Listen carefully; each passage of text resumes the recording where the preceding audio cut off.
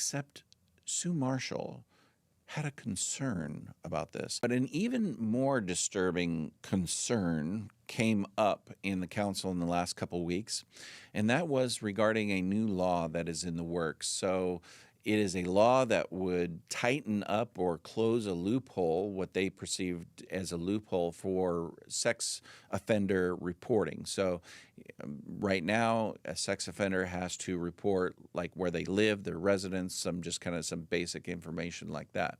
But they don't have to report like their employer or volunteering or anything like that. And as you probably know, recently in Clark County, we had a CCYF football coach who was a sex offender and he was coaching football.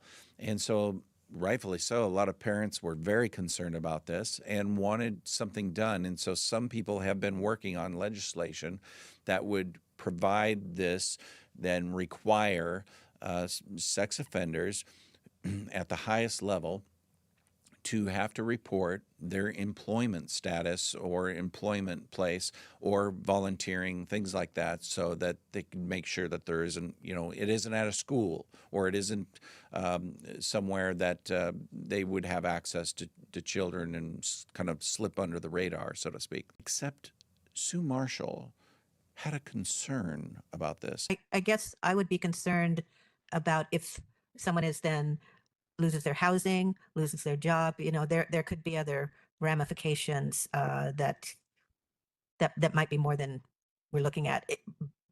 So that would be my concern. So her concern was for the reporting sex offender and their employment issues and their employment concerns, which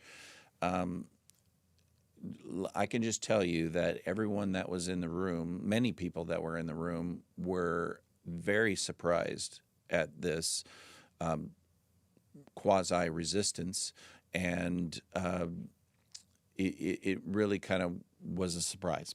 And so we'll keep an eye on this because it seems like a common sense thing. It seems like a good thing to prevent what happened with the CCYF situation and other situations in which sex offenders can take advantage of the gaps or loopholes that are in the reporting requirements.